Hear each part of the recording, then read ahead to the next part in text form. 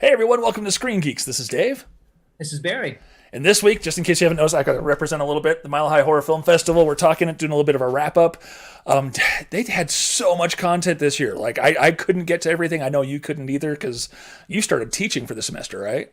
Yeah, I'm actually ironically teaching a class on horror cinema right now, so it's been nonstop horror on my end. But no, I really appreciate Tim Schultz. We love Tim and we love his fest going on 10 years now, and I'm really, really grateful that he was able to share the work with us and we were able to give not only promotion but also share in the rewards of horror in its cinematic form. Yes, and many things too. Timothy Schultz and Alexandra Griesmer, who every time I Yes. see an email from Alexandra, like I'm thrilled because she's She's one of my fantastic. She's just been killing it forever in Denver. We're very yes. grateful for her. Yes, as thrilled getting to any chance I get to work with her, also anyone over at Allied, which that's not so much of a chance these days. Um, Yeah, I guess, do you want to just jump into what stuff we watched? let's do So it. this is going to be a little bit of a different format. I want to spend about 5+ minutes or so on every movie. I saw more stuff than Barry did, and I kind of want to give every film its own chance. And I'm also going to split these out into individual releases to go out on the YouTube channel, so someone doesn't have to watch the full 45-minute or hour-long episode, whatever it is. You can just watch the review of what you're interested in. So if you want to wait for that, that's totally cool. No hard feelings at all. I guess, should I start with the one movie that I ejected on immediately? Okay. We'll just get it over with, just because this one is not going up because I'm not really all that interested in completely killing a movie's chances at finding an audience. But don't click. Title kind of says it all, I'm going to be honest. It's about two bachelors in college or whatever who go to illicit, I would call them dark websites, entailing abusive behavior that's really unsettling, who get sucked into the internet and tortured a la Hellraiser, but just with a really bad frame rate. And that's as far as I know about it, because it was not for me. Like we were talking beforehand, back in the old days, you guys saw, I didn't see the remake of Funny Games from Michael Haneke, but I remember you guys speaking very specifically. There's a part in the film where there's just these horrific things are happening. And like the movie then chides you and talks down to you for watching said horrific things. Am I remembering that correctly? Yeah, well, I mean, that's the funny thing about that film. To talk about Funny Games for a moment, Michael Haneke wanted to make a comment about how violent movies have become, specifically American films, and of course, that's a good argument to make. But he did it by making this film where a family is it's a home invasion movie. The family is tortured, and basically Haneke has openly said the challenge is to basically get to the point where you leave the film, because why are you watching this? It's your responsibility to walk out.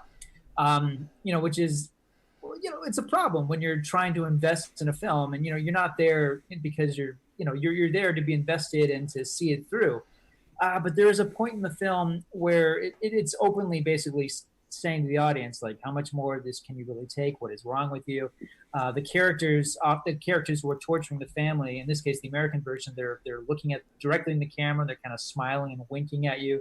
So, it's a very hostile, caustic experience. And I don't know. I mean, the best thing about that movie, for one thing, it's brilliantly acted. Naomi Watts and Tim Roth were the stars of the American remake.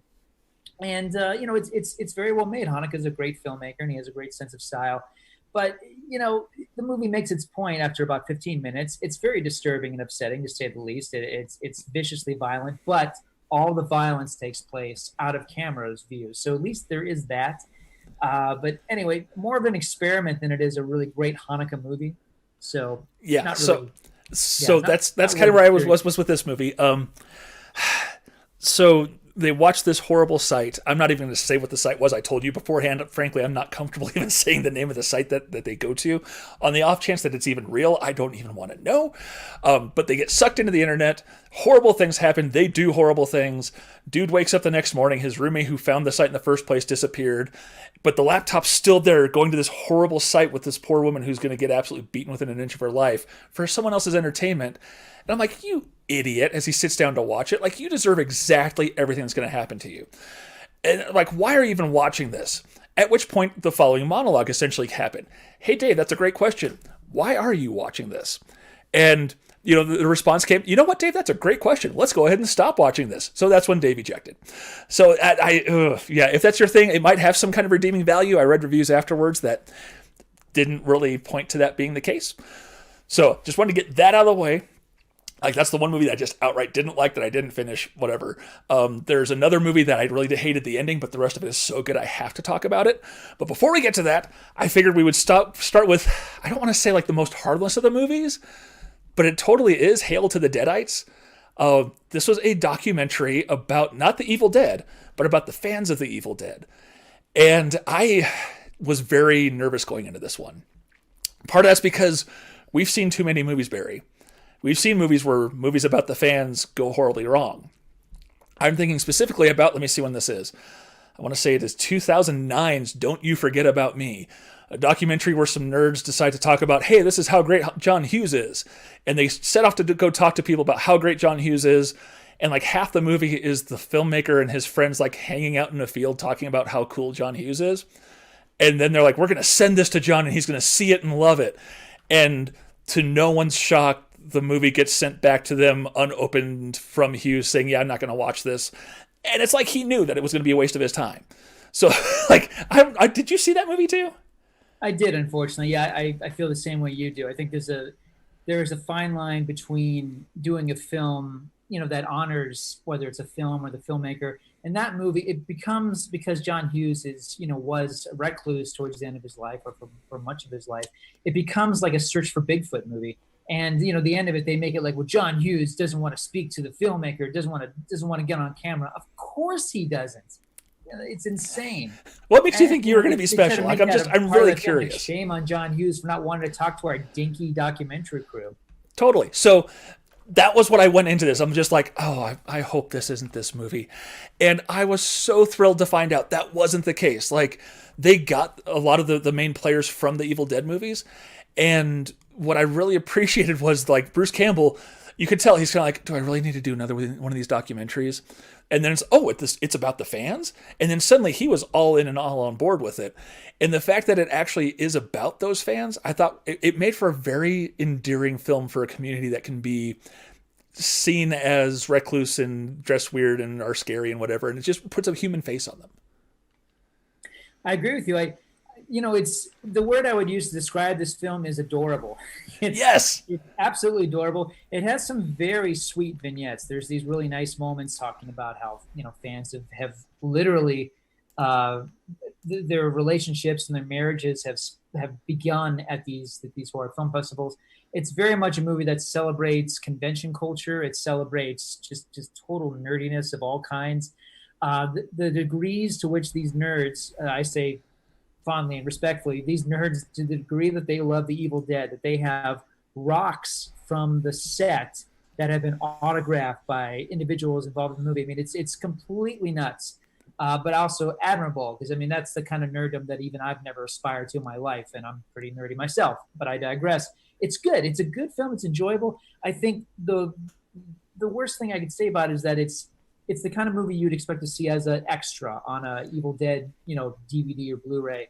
And I think it works fine that way. It probably could have used a lot more Bruce Campbell and a lot more interviews. It really does focus a lot on the individuals who are fans of Evil Dead, which is fine. But at the same time, they do include, there was access to talk to Campbell and the other actors involved. And you have a lot of moments where their audio has been cut and the narrator is talking about them. And I'm thinking, no, man, like, what are they saying? This looks interesting. This sounds good. It's strange that they have access to the cast of Evil Dead 1 and 2, not to mention Bruce Campbell, and there's not enough of them in it, really. I think there's more than enough footage of the fans. I think the film really makes its point 10 times over. There's a lot of Tom Sullivan, the makeup artist genius who did special effects for the film. So anyway, I think the movie achieves its goal more, 10 times over in terms of just celebrating not only the makeshift family that Evil Dead fans have from their movie, and also how, this sort of setting could really create a fan base. You and I know that, Dave, from the friends that we've made going to Starfest over the years that are still a part of our lives, still part of our ScreenGeeks family. But yeah, I don't know. I mean, it's a really surprisingly sweet documentary. And again, I'd use the word adorable to describe it. Mm-hmm. So it's not, whenever you see like a documentary about a movie you love that's important, you want it to be definitive. This is not that, but I did enjoy it. I did too. I was, I only brought up that other movie just to be like set the table for why I was a little nervous seeing the movie. Sure. And at first it's like, oh, here's fan film footage too. Oh, boy. Okay, here we go. And then you're like, wait, this is really good fan film footage. Amazing, like the stop motion. Jeff, thank you for bringing that up. Right. Like they say it in the open credits that everything you're about to see is done by the fans. And I, like you, I was like, oh, great. That can go really good or really bad. Get real footage. No, yeah, it's all these amazing fan films that were done online. And some of them are just shot by shot recreations. Some of them are done in various forms of animation. I agree with you. That blew me away. I wish there was focus on the filmmakers of those movies because, I mean, I'm used to seeing that stuff with Star Wars, Friday the 13th, Batman. I've never seen, I didn't even know there were Evil Dead fan films. And from what we see in this movie, really incredible stuff. Yeah, going to stop motion and 2D and 3D animated, it's like it runs the entire gamut, and it's so well done. And I'm so glad you brought up Tom Sullivan. Like the fact that the man like built a little museum to Evil Dead at this convention every year, and just couldn't help but give to the fans. Like that's the best thing about fan culture is when the celebrities, whether it's like the faces in front of the camera or the people behind the camera, like Tom, they really understand like why they have a career. And one of my favorite like shout outs was Michael Felsher, the guy who owns and runs Red Shirt Pictures. Yes. He figures fairly prominently in a few spots. I'm like, Michael's a good guy. Like he's been to Starfest and we did a couple panels and had an absolute blast with him. And it's good to see a familiar face in there too. So it's a very well done film. Like however it comes out, I could see it coming out on one of the eventual next 4K Masters of Evil Dead 1, 2, or who knows what. But if you get a chance, it's definitely worth the time. It's a very fun stroll through the culture of Evil Dead fans, and even down to someone getting married. That was very interesting, I thought. So well done to them. Congratulations to the filmmakers. Hang on, I need to give the shout out to them. That would have been Steve Villanueva. Sorry, man. Who directed that? You did well, sir. Like, honest to goodness, this was a treat of a way for me to kick off the festival. That was the first film I watched from the festival. And I was just like, okay, I'm in for some fun. I mean, we knew, like we've known Timothy and Teresa and everyone over there for a while, but still, it's nice to have that idea kind of confirmed that we're in for a good time. At least we hope. I have a feeling we're going to disagree on a couple of these movies, but that's okay. Should we move on to Slaxx? Sure. All right, Slaxx. Oh my goodness. This movie is made by Elsa Kephart.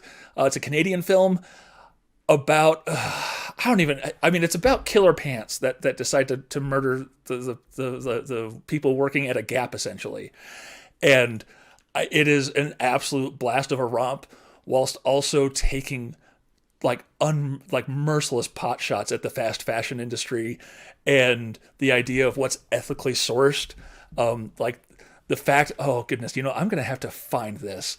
I texted my buddy Larry Sternshine, who runs a John Woo account on Twitter, he's just a fantastic guy. But I typed out a description of what this movie was.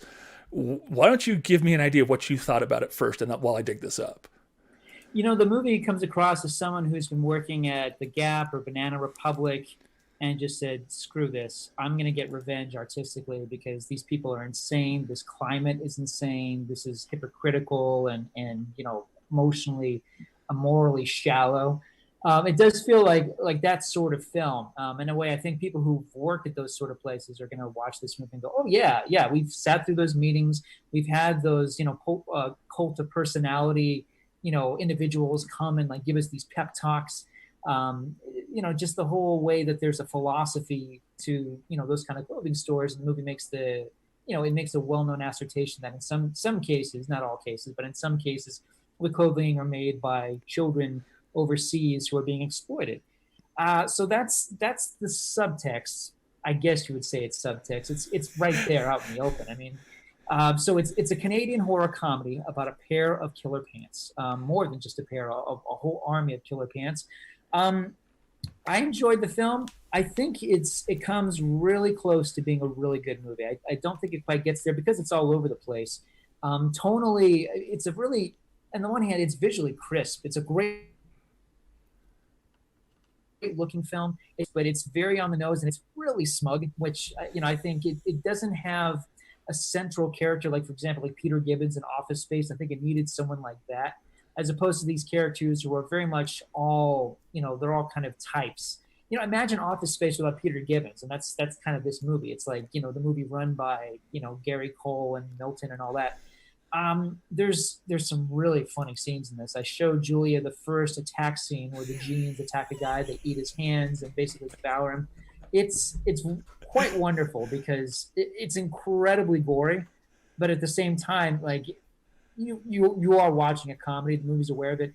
By the third act, it wants you to take the film's message a bit seriously, and that's where the film kind of lost me, because I was still kind of laughing at it, but clearly the movie wasn't joking about its message about overseas children being exploited for an American corporation. So for me, it's kind of up in the air. I don't know. Like, there's a lot of things about this movie I liked. There's scenes in it that are so funny. I will watch again, but I think it's near great, but not quite there. That's fair. So this is before I found out the third act turn. When I texted my buddy, said the marketing is all wrong, because the marketing is just about possessed pants. The way I put it was, this is a movie about ethically sourced mutated cotton picked from a radioactive Canadian cotton field that gets sewn into jeans that starts to kill the vapid clothing store drones when they can't leave the jeans alone before their global launch, which just kind of lays everything out. This is a bonkers movie, and for me, it was bonkers in all the right ways. Did you watch the Q&A afterwards? I did not. Okay, so the director actually did work at the Gap for a while and did research into fast fashion, and this is specifically a commentary about that. I really don't want to ruin anything. I do have to give a special shout out, hang on here, to what's his name, Brett Donahue, who for the entire runtime of this movie I call Evil Paul Rudd. He is the I don't know, he's angling to be like a super manager in the company or whatever, but oh my goodness, does he looks like Paul Rudd, like has that charmingness until he absolutely doesn't. And I thought he had a fantastic turn in it. That was a character that really could have kind of gone by the wayside and didn't have the complexity that he did. And I really admired the film for kind of going there with that movie. I agree. It's a great character, and he plays it to the hilt. He's the villain of the piece. But it's a very, very stylish performance, and he does a wonderful job with it. And I got to say, too, to give this movie credit, the concept is ridiculous, but not only do they take the concept as far as it can go, as far as I'm concerned, but like it's a better film than like a lot of similar movies like Rubber or Zombievers, where like they give you the concept and you go, well, the movie can't be that good, and they never are. This is a film where it does have more in its mind than just killer genes, but not a whole lot more. So I do want to give this movie credit because it's incredibly well made, really, yes. like startlingly well made, and it's been made with care and skill. I don't think it quite, for me, it falls short of classic status. Although it's probably going to be the only movie of its type, so I'm not going to forget this film because I don't suspect there's going to be any other killer gene movies anytime soon. So two things. I totally get like the central cause being a little too serious for its own good. However, whenever you have some kind of weird possessed evil thing or person or a ghost or the ring or whatever, there's always some sad story behind it. It just so happens that the director in this case decided to go with it in an actual serious place. It's like, okay, it's a step farther than we may have gone in most of these like killer whatever movies. But I respected that, and I was able to roll with it. I totally get if it didn't quite land for you. One thing that completely floored me is those were all practical pants. There was no CG pants. They actually had a puppeteer in a green screen suit. Yeah. And it's very well done. There's a lot of life to these pants. Yeah. And apparently the movie will be coming out to Shudder, I believe, in March was when the director said. Oh, wow. Okay. Yeah, so we've got a couple Shudder pickups that are playing at this festival, and again, like I know I said it before, but big props to Elsa Kephart. Like you made that movie was so much fun. It was ridiculous, and especially like the doe-eyed, the doe-eyed just optimist in Romain Denis playing Libby was absolutely great. Like she had to be in that movie, and she had to play it exactly that way, because just about everyone else was just such a caricature. that she kind of kept the film kind of grounded. And so it was very well done. Again, when it hits Shudder, it's well worth checking out. It is, like you said, we're not going to see like a rash of Killer Jeans movies. For better or for worse, it is a one-of-a-kind film. This movie broke the mold. There'll never be anything else like that again. And I agree with you. For that, if that reason alone, and the fact that the film is so well made, it is worth seeing. I will see this film again, even though for me it didn't quite get to that level that I wanted. And I sound ridiculous saying like I wanted more from this Killer Jeans movie. But here's the thing. So like, my fault than the movie's fault. This is why we take the horror genre seriously, though, because there's true quality out there, and it's like this movie raises above what it could have been to be something pretty special, and you wanted more. Like, if anything else, that's like a constructive criticism that's just like keep going with it. Like I look forward to see what she comes up with next, because I'm in. It's like she's officially a name that I'm watching out for. Like if I see that she's attached to nuts, something. And I love filmmakers who are nuts. So please, she's our kind of nuts. I think really more art, please. Yes, absolutely. What else did you watch? I forget. I watched a charming little film called Fried Berry. Oh boy, this is the one we're going to disagree on, isn't it? I guess so. I'm not even going to blame you. I'm guessing you weren't a big fan of this movie. You know, of all the movies that Tim told us that he was going to cover at the Malahide Film Festival, this is the one that I've heard the most noise about. I've heard it coming. I've heard a number of people say like they saw this film, they heard this movie at a festival. It's nuts. By the way, it's called Fried Berry. So I'm like, oh, I got to see it. So yeah. So this is the film of let's see, it's from South Africa, and it's about a horrible man named Barry who is possessed by an extraterrestrial force. The extraterrestrial force completely embodies him, and it causes Barry to be able to walk around and experience life anew from the visage of an extraterrestrial entity. I did not like this film. I couldn't wait for it to be over. It is extreme with a capital E, which I think will be enough for some people. Just I guess to be more specific about it, I mean, it's basically the premise of Under the Skin, the Scarlett Johansson movie, which I do love. I saw a lot of that in this movie. The most talked about scene in Fried Berry involving a pregnancy of sorts. It's right out of Species 2. I've seen that done before, and I thought Species 2, as horrible as that movie is, actually did that moment better. I loved the payoff, though. The payoff was hilarious to me. If you say so. I don't know. There wasn't a lot for me to hold on to. It does have a visual distinction. I like the fact that it's very energetic. It does keep moving. I mean, there may be. I didn't care for Barry as a terrible person or Barry the extraterrestrial either way. That definitely had something to do with it for me. Again, like I do think the filmmaker was probably familiar with Under the Skin, where Scarlett Johansson's character is an extraterrestrial, but she becomes more human over the course of the film, or at least she develops empathy, which is amazing thing for her. And this movie really is just this idea of being a tourist, and also just engaging in the most vile, sleazy parts of human culture. This isn't, again, like you could see the talent there. And I got to say, like, out of all the films coming out of South Africa, there's nothing like this. I mean, this, it does stand alone. It does make it. There's enough there. I didn't like this film. That's fair. I'm stretching. It's okay. So about 15 minutes into this movie, I'm like, wow, this is like if Panos Cosmatos, the guy who did Mandy, decided he was going to make a movie about an alien visiting Earth. Sure. But decided to get Neville Dean and Taylor to be his DPs. Good comparison. Like the frenetic energy in this movie is insane. Like it feels like Crank in a way. 1 and 2, like for better or worse. I'm not saying this is good or bad. I'm just like, that's what it is. If you're in for that, then you're probably going to have a very interesting time. Yeah, E.T. meets Crank does not do it for me at all. And but with Mandy Flair thrown into it. Like, that's absolutely what this is. And I totally get it. Like Barry before the possession, and I'm sorry we're spoiling that. There are some people who are like, I wish I hadn't known that. I would have thought it was so much better. It doesn't really ruin much, honestly, to me. I thought he was really interesting afterward. Like, there's this innocence about possessed Barry that it's kind of, it takes me aback. like especially during said aforementioned pregnancy scene, I was just like, wow, this is really happening. Like the first time, it seemed like there was going to be like some, I don't want to say class, but there was a certain amount of modesty, or like where there wasn't nudity being shown. And it's like, this is really interesting that they're making these kind of choices. And then that scene happens. It's like, oh, I'm sorry, my bad. I didn't mean to. I was thinking wrong. I'm sorry.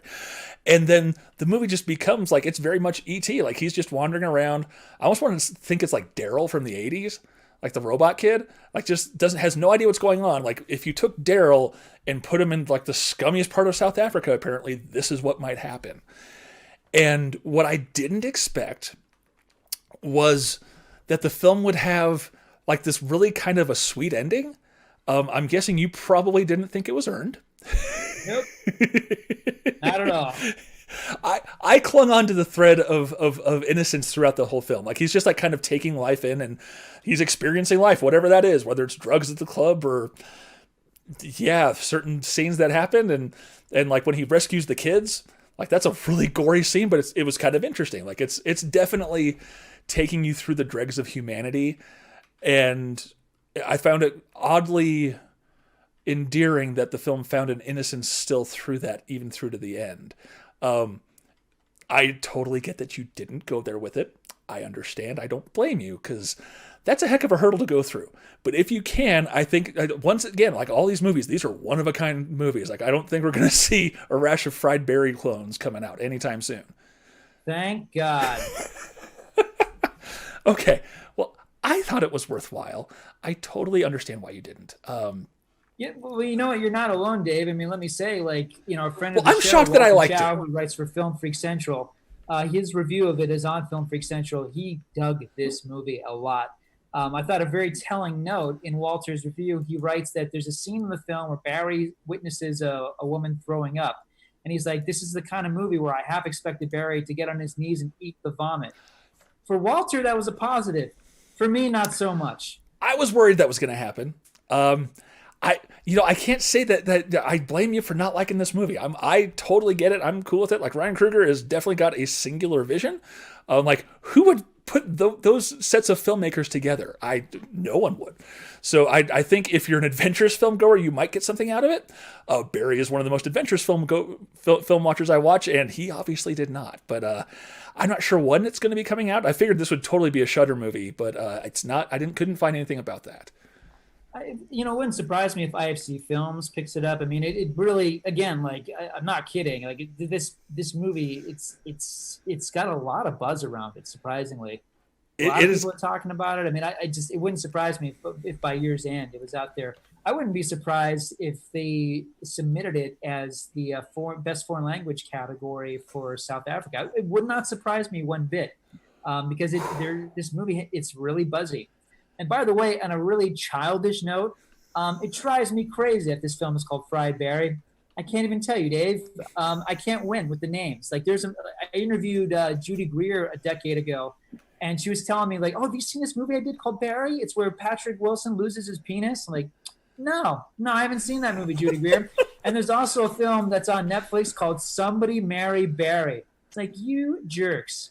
I can't win, man. Like if my name is in the title or there's a character named Barry, it's not a movie I would ever watch. You, on the other hand, Dave, there's a 1993 movie called Dave, which is like one of the best comedies of the decade. There's a movie called David and Lisa, came out in the 60s. It's excellent. There's a movie called King David with Richard Gere. Anyway, I hope you've enjoyed your life, David, because it's been a little different from mine with my name being used in cinema. Oh, this is turning out to be the best episode ever already. I love that you got that rant out of your system now. I'm good. Oh my goodness. Okay. Let's see. Hang on here just a sec. We're going to take a quick break and we'll be right back. You're not going to notice anything, but yeah. Okay, sorry. I had to cough and chortle and laugh about like the best disagreement we've ever had about movies. And do you feel better after getting that up, Barry? I do feel like a cleansing has occurred. Yes. Oh, good. Much better. Great segue. We're going to actually talk about two movies that I saw that Barry didn't, and we're going to wrap up talking alone. I want to talk The Cleansing Hour. This is a movie. It's fascinating to me. Like I'm going to go to the one shot of me since you haven't seen it, so that way we can go there. All right.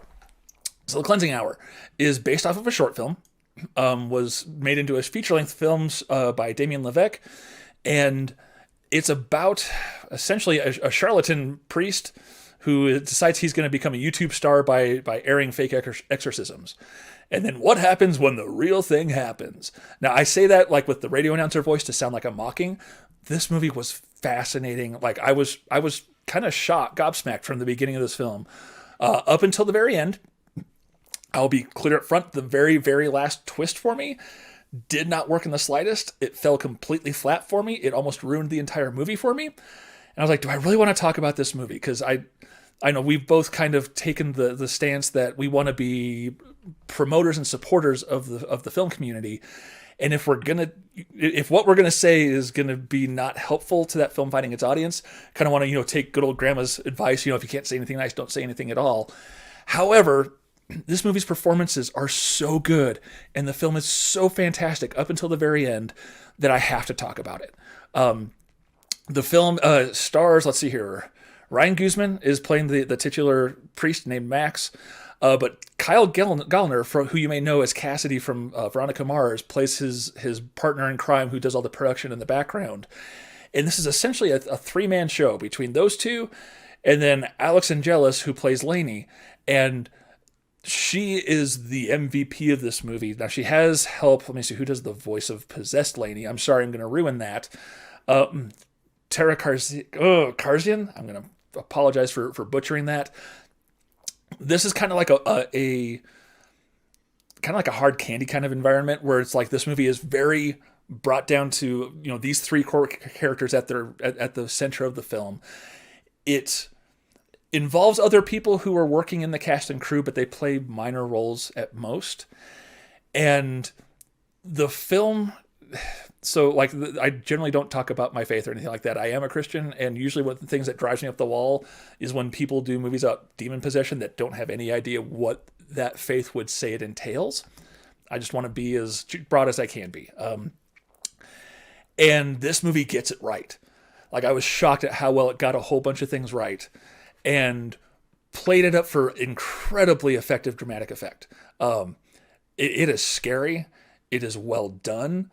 I was kind of on the edge of my seat. I'm like, what are they doing with this? Like, you didn't know what was coming next at every twist and turn. And even if you did, you're like, well, if they're taking this seriously, they'll do this next. And they would. And the performances really outlined that. It has to do with redemption and cleansing of one's sins. They're cleansing. They're pretending to cleanse people of demons, and then the demon comes in and essentially wants to hear their confession. Is how I'll say it. And it goes in some really dark places. The demonic possession stuff is really interesting. Like, there are people who might not be into that kind of thing. If you're interested, or if it doesn't scare you off, I think it's a really rewarding film going experience. I say film going, even though we're not going to the movies anymore. But the challenge is I don't want to spoil this thing. Like, as things go through, they have their Bible, if you will, of demons that they have to figure out, and they're doing the deduction of which demon this could possibly be that's haunting them. And when they finally come to a solution, you're like, well, maybe this is the solution, and then you find out, well, maybe it isn't. And the film's climax, man, I really want to be careful how I phrase this. The climax to the main storyline of the film was incredibly rewarding and incredibly interesting. It's not a happy ending. It's as when we deal with the dirt in our lives, there's sometimes some messy consequences, and there are in this case both physically and emotionally. And then the movie makes an extra turn that wasn't needed. This is going to sound weird. It kind of steals apart from the end of the first Saw movie. That was completely unnecessary and actually dulled the point of the film and the power of the film, and kind of tried to make everything neat and provide an answer that I didn't really need or want. And then by doing so, kind of went over the top. They're like, well, we're here. We've got it. We've nailed this movie. Well, let's take it up another notch, which actually ended up being like at the peak of the cliff and then dropping off the edge of the cliff. It just got a little too goofy for me. Like, it took what was incredibly solid performances and great direction and great storytelling, and then just kind of flushed it a little bit at the end. I hate calling a film out like that, because the rest of it is so good. Apparently this one's coming to Shudder as well. I don't know when the time frame is. When it does, by all means check it out, because like even as much as I hate that ending, the rest of the movie is so stinking good that I have no qualms saying like I have no problem recommending this to anyone who might be interested in this kind of movie. So yeah, I'm interested, Dave. Can I ask you, have you seen The Last Exorcism? Because your description of the movie reminds me of that, and that's a film I like a lot. But I don't. I remember I haven't seen Last Exorcism in a while, but I do remember the ending of The Last Exorcism being kind of underwhelming.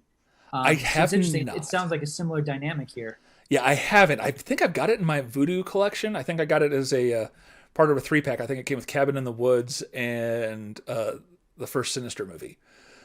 But okay. So yeah, it could be. I should watch it and let you know.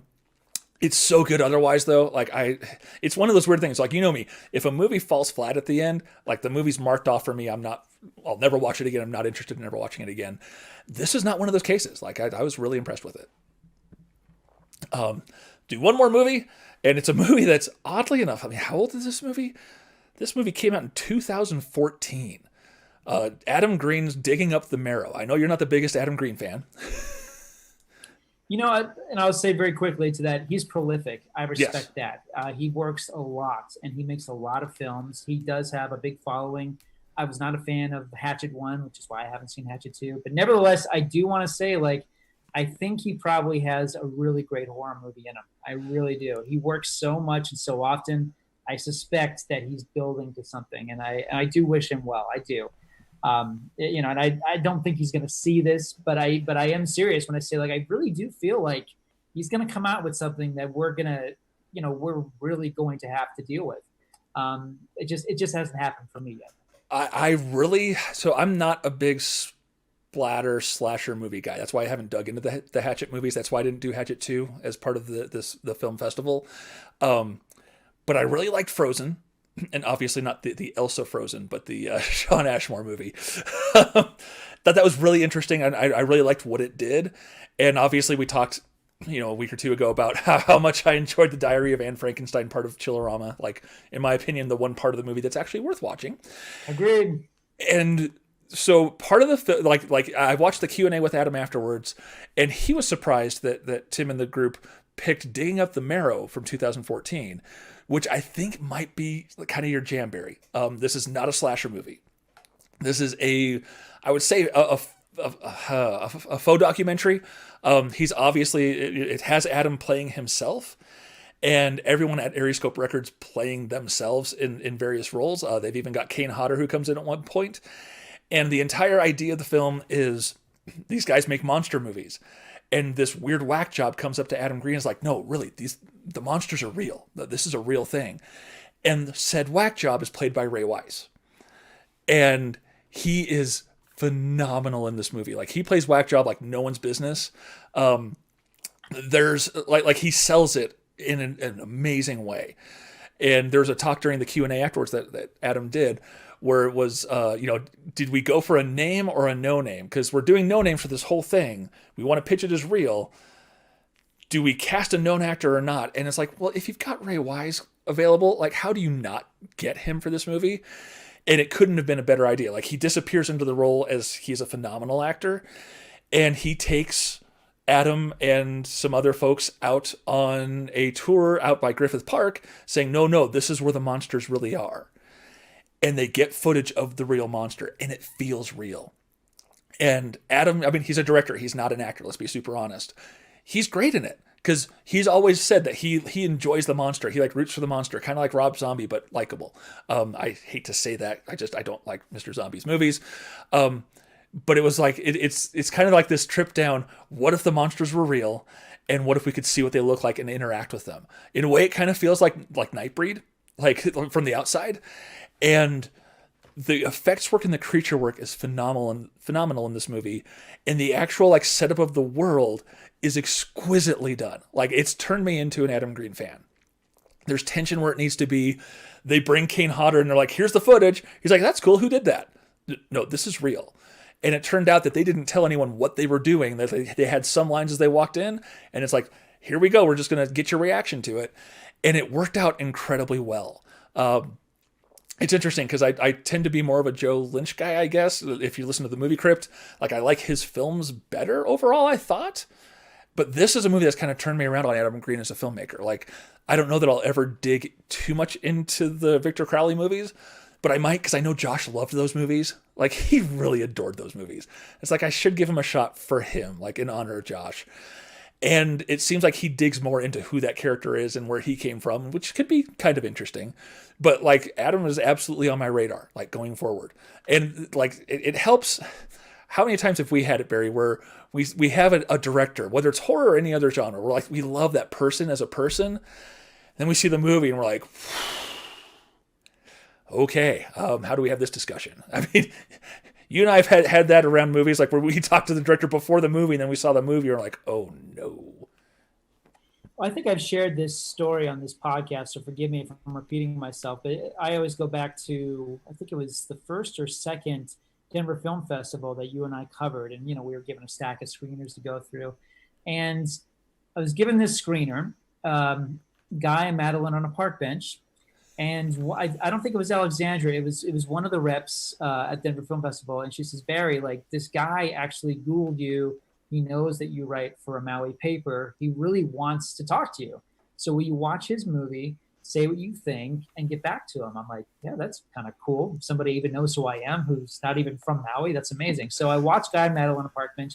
Didn't like it at all. It just didn't, whatever. It didn't work for me, whatever. So the next day I give the screener back and she's like, hey, well, can I arrange just a meeting for you two? And I said, I'm so sorry. I can't. And she's like, why? And I said, I just didn't like the movie. I would feel really weird about, like giving him constructive criticism. Like, that's just mean. I don't want to. She's like, you sure, Barry? Because like, he wants to meet you. Like he, like you said, like he saw your name and he looked you up and he really like wants to have a conversation with you. I said, I'm sorry. I just can't. I don't feel right about it. Anyway, the guy's name is Damien Chazelle, who went on to make Whiplash and my favorite movie of a couple years ago, First Man, the Neil Armstrong movie. He also made La La Land. He also co-wrote 10 Cloverfield Lane, which is one of my favorite films of that year. So he and I could have been buds. We could have been buds. And I completely threw away my opportunity because I didn't like his first student film.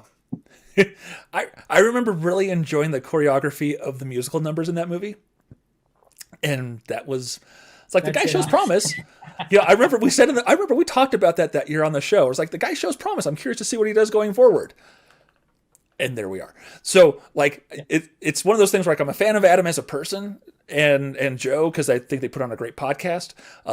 It's purely on Patreon right now while they're finding a new podcast home. But like it's always such a relief when it's like, oh, I like this guy as a person. Oh boy, I don't know about the movies. And then you find a movie that just really connects with you. And I don't want to get too much into it, but he had a lot of turmoil in his personal life right after this film was made.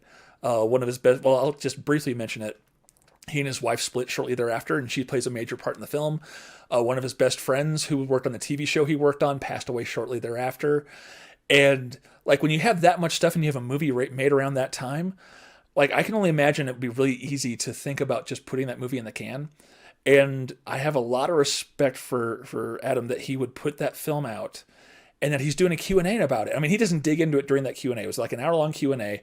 I'm not going to have this up in time. The fest ends tomorrow as we're recording Saturday night. But if you had the opportunity to seek the film out, it is something that feels very personal to him. And I think that really improves the quality of what I may have expected. I don't know. It's just maybe I haven't been exposed to enough Adam Green films because holy cow, this was good. Well worth the time. And you convinced me to give it a look, Dave. Thank you. I didn't see it. You're not the first person I've heard to compare it to Nightbreed, which really just makes my antenna go up. So no, I will give it a look. I agree with you. Ray Wise is brilliant in just about everything. I need to give this one a look. So thank you for the recommendation. I would say it's like if someone was watching the events of Nightbreed from the outside and kind of trying to get a peek in, like that's about as close as it gets. But it definitely has those similar feel to it. And they're talking. Everyone's up for doing a sequel. They're not sure what it would look like. I don't know that they'll get the funding because this could be a very niche film.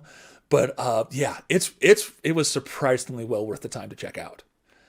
So I guess we can wrap this up by talking about the darling that you can actually watch right now. You can go rent it on VOD today. Is the fascinating film, Alone. I didn't know what to think about this movie. It's about a woman who, all I know is that she's going through a really hard time in life, and then she gets kidnapped by a dude, and then has to face the elements after she escapes to try to survive. And that doesn't even begin to cover what this movie is. I thought this movie was an absolute revelation. Like, why don't you go ahead and tell us what you thought first, since I've been talking a whole lot lately. No, I appreciate it, buddy, because you obviously you saw more stuff than I did. Just it's all about time. I was trying to catch up and watch everything before this podcast, and it just didn't happen. But I am glad, as I said, I'm glad the movies that I did catch, and this was my favorite. Alone is directed by John Hyams. This is the director of the great Peter Hyams. His body work ranges from Time Cop to movies I love, like The Relic. So this is the son of Peter Hyams. John Hyams had done a couple films that had really caught on with the nerd culture, specifically Universal Soldier: Day of Reckoning, which I think is the 5th Universal Soldier movie, but it's critically acclaimed. And it was very well done, by the way. But this is so much more than that. As you've indicated, it's basically a movie about two people. The performances are amazing. I love the filmmaking. It's not a predictable film. It's a remake of a Swedish film came out in 2011 called Gone, which admittedly I have not seen at this point in time. What I loved about Alone is that it's restrained, it's skillfully done, and in not going in obvious directions and being so unpredictable, it just maximizes the suspense to an unbearable point. But this, 10 years ago, and honestly, I think you would agree with me on this, Dave, and I'd love to hear what you have to say about it. I think 10 years ago, this would have been torture porn easily. This would have been one of those movies like Captivity or Teresa's. But because we're kind of past that period of the horror genre, and frankly, I'm glad we are, this is more, I'd really say more of a Hitchcock film. In the most respectful way. There's one scene in the movie that I didn't particularly care for. It just feels like the movie didn't need it. It's with Anthony Heald as the hunter who becomes involved with I don't know that the movie really needed that because this film succeeds in being a movie about two people, and it's not an easy thing to pull off. But honestly, I loved this movie. I was surprised at how much I liked it. Like, I'm very much in that same boat. Like, I'm not a fan of the torture porn. I'm not a fan of like the poor woman in distress being ready to get tortured and then she's going to get murdered at the end of the movie. And it's just like, there's enough going on in my life right now. I don't know that I really need to add that to my plate. And it felt like it was going to be torture porn because you find out what this woman's tragedy is that they mention in the theater, in the synopsis. And you're just like, why? This woman's been through the ringer of life already. Why are you doing this to creating a character to do this too? Like it felt needlessly, like misery porn. Like it was just like, why are we doing this? And instead it's about the strength of mankind or womankind.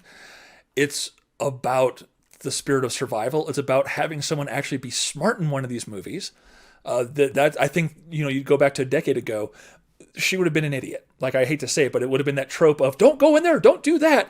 Like, you have those thoughts and feelings during this movie, during some of the most tense scenes, but it's like, no, she's doing what she needs to do. She does the right thing at the right time, like what a smart person would do. And I think that really paid off the film. Like, the film's climax was just like chef's kiss perfect. You're just like, oh, she didn't have to do anything except that. Oh, she didn't do anything physical to him. Oh, this is, oh no. And it's just like, you almost feel bad for the guy, but then you're like, wait, I remember what he's done the rest of this movie. And I can see why that scene with the hunter could feel kind of gratuitous. I think it was an effort to give her some hope as to how she might actually get the help she needs. And then the film yanks that help away. And she finds that we're left with this woman who's really and truly well on her own and has to find her own solution. And holy cow, she was resourceful and pulls it off. And it doesn't like try to make it easy as you're going through nature and everything else. It doesn't become like The Revenant or anything like that. But it's, there are hardships of being outside when you're in your bare feet and some messed up stuff happens. And it's just like, oh, but the fact that she perseveres through, like it didn't destroy this person. If anything, I think it made her stronger. And I don't know if that's good or not. But the film's execution from top to bottom was just brilliant. Like this is not the kind of movie I should have liked, or I would normally like, I would say. But the expert hand at guiding this film and making sure it doesn't go too far into goofy and too far into unrealistic is really like it's a fantastic movie. It is definitely more of a psychological thriller than an actual horror movie. I think we're kind of running into a space where psychological thrillers are beginning to be lumped, or not beginning, they've been lumped into with horror movies for the past 10 or 20 years. The only kind of thrillers that are erotic thrillers, which, okay, whatever. But I thought that alone was fantastic. Like it's a movie that I could see performances should possibly be nominated for awards come award season, but the fact that it's a genre film, I think, could be a hindrance, which is a crying shame. I agree with you. The performances by Jules Wilcox and Mark Menchaca, let me mention them.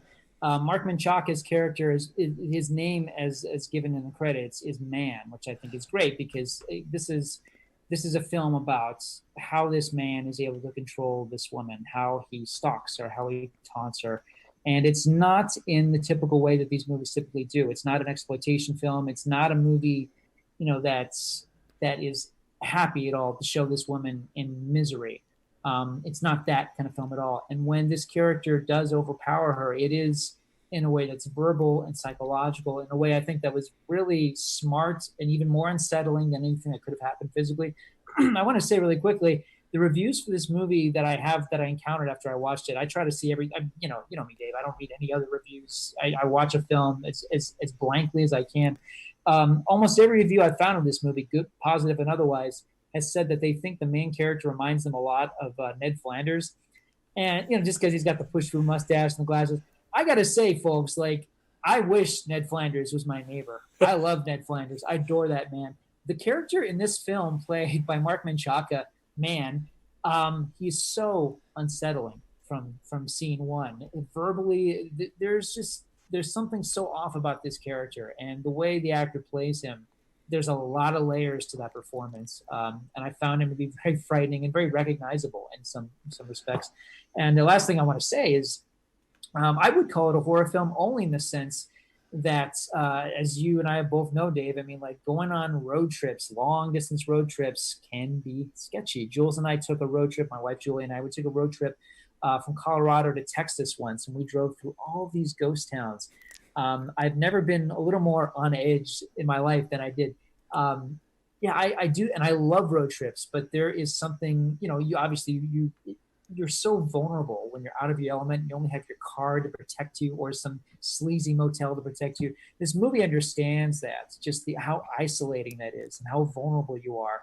I like this film overall. In fact, I love this film overall, but I think the first 25 minutes, when it's just this audio pursuit, that's the stuff that's going to haunt me.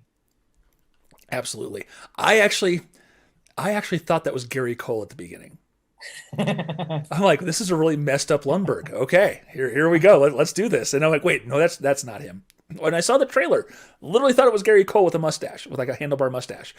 And you nailed it. Like when you go on road trips and you deal with folks who maybe be like a little, different. I'm not going to say wrong or something's wrong or, disabled or whatever. It's just some folks interact differently. And we've all had those interactions when we go on road trips. And you're like, the person's fine. This movie plays on that fear of, is he really though? And shows you, no, not at all. And I could see people being a little less comfortable going on long road trips after this movie. That's the sign of a good, effective film. And I admire the heck out of this movie. This is a phenomenal film. Like again, you can get it on, whatever your VOD platform of choice is for like $6 right now. And that is $6 well spent. I mean, this is probably my pick for the best film at the festival.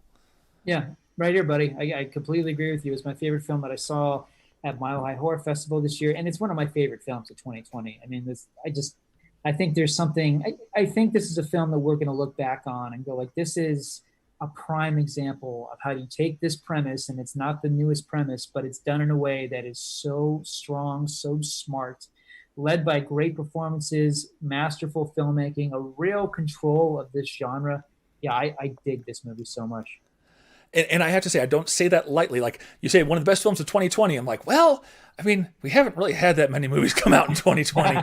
But I feel like even in a loaded year, this would still rank high in our esteem. Like this is just a heck of a good movie. It's a heck of a good movie because this has been a solid return for the Mile High Horror Film Festival. Like, I've been shocked. You never know with genre films. Like, you know, when we had Tim on the podcast, I'm like, not everything's going to hit with me. I only had one outright miss out of like 6 or 7 films. That's really solid. And that's not, you know, I didn't get a chance to even get to the short films just because work schedule got crazy. But I'm sure that they've been of great value as well. I might try to get a couple in before the fest ends tomorrow. I also want to give a quick shout out. It's going to be too late. Again, I do apologize, folks. Hopefully they might make this available at some point. But Teresa Mercado over at Denver Film, cohort and partner in crime with Keith Garcia, is hosted a panel actually today on Saturday about women in horror that involves, let's see, Tiffany Sheppy, from Victor Crowley, Jennifer Holland from Brightburn, and filmmaker Natasha Halevi from Beauty Juice. I'm really looking forward to seeing that. I wish I could have squeezed it in before we recorded tonight. I'm going to watch it tomorrow, and I might even post a little extra bonus thing about it because it looks so promising. But like, congratulations to Tim and the entire team over at Mile High Horror Film Festival. You guys knocked it out of the park this year. I guess we'll do the quick disclaimer. We did get comped a pass for us to be able to watch some of the films. But we also bought a pass since we're not exactly in the same state anymore. So yes, there has been, you know, as press, but we also invested into this film festival, and I feel it's well worthwhile. I agree with you. Yeah, thank you. Not only you, Dave, but also obviously Tim to make things for me. I don't live in Colorado anymore, so it was great for me to participate however I could. So I greatly appreciate both of you making that happen for me. I love that, you know, we were at the very first Mile High Horror Festival, and I guess has it been 2010? Has it been that long? My goodness. Yep. And this is the OG shirt from the first year. I thought it was charming and interesting, and you know, I thought the selections of films were great. I've always loved the guests that he has come, and I mean, he's had so many horror heavy hitters come to this festival. It is such a worthwhile film festival, particularly obviously for people who love this genre, but just anybody who just loves creativity, loves, you know, filmmaking that's a little more, you know, not just fringe, but you know, a little on edge. And you're getting adventurous. It's adventurous. You know, some of the genre stuff from all over the world that's making a big impact in festivals everywhere.